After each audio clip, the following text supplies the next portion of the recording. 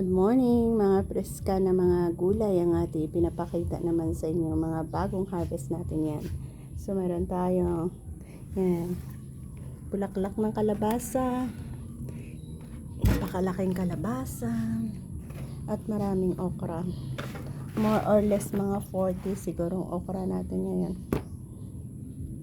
4 6 8 10 12 14 16 18. Isupot kaya natin.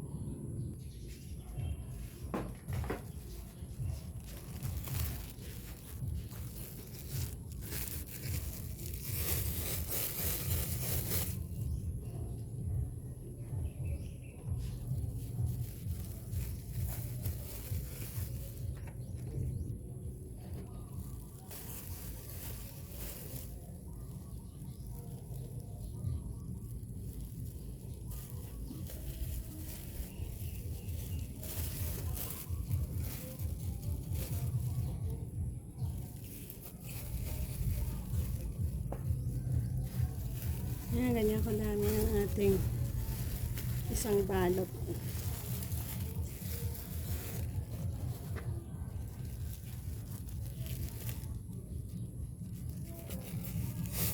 Nakain yung balot kaya tayo.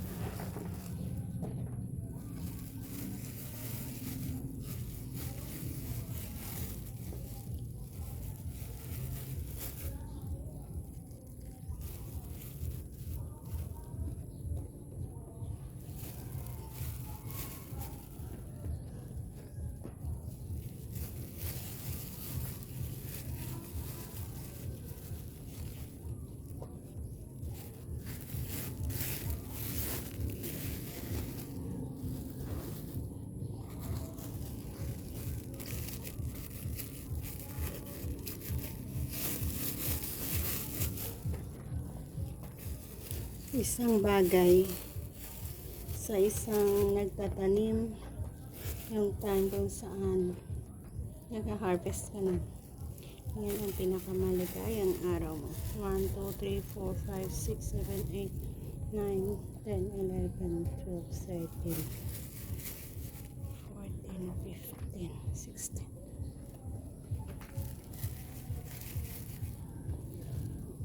Diba nakadami tayo?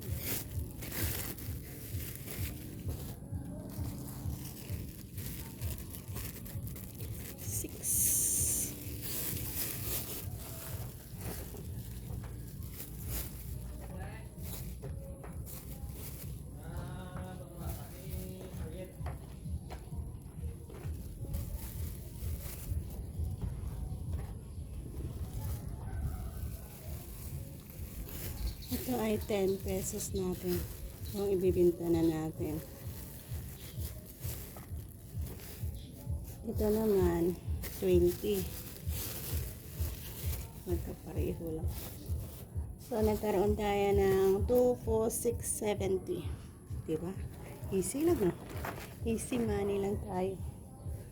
Dito naman tayo sa ating long beans.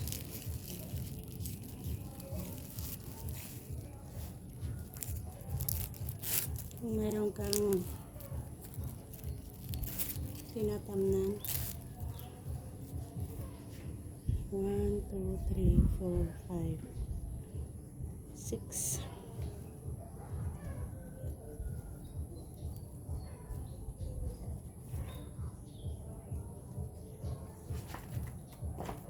Ano? Yan yung 20 pieces natin. No. Hindi pa siya sa ating tali. So pag daily meron kang ganito, meron kang fresh vegetables din na hina-harvest for yourself, and the same time makakapagbenta ka.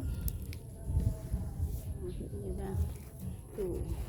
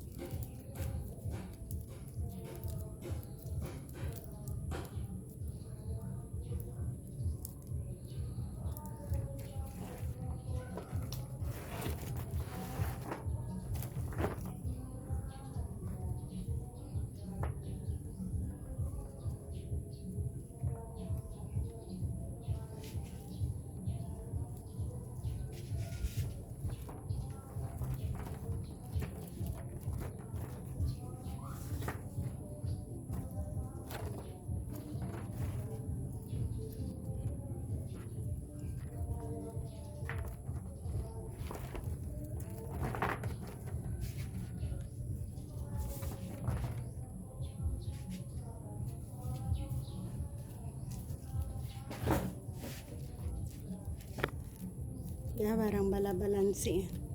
Meron din tayong sigarilyas na hindi pa natin na-harvest. Sigarilyas at patola. So mag-harvest tayo. Diba? Count natin kung ilan ang ating pwedeng mabinta ngayon. So pag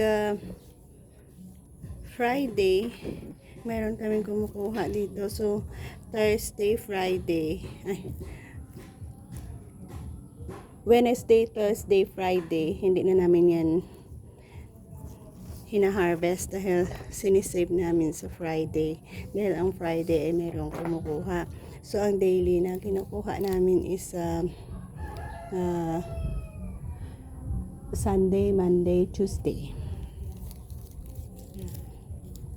Kahapon ito.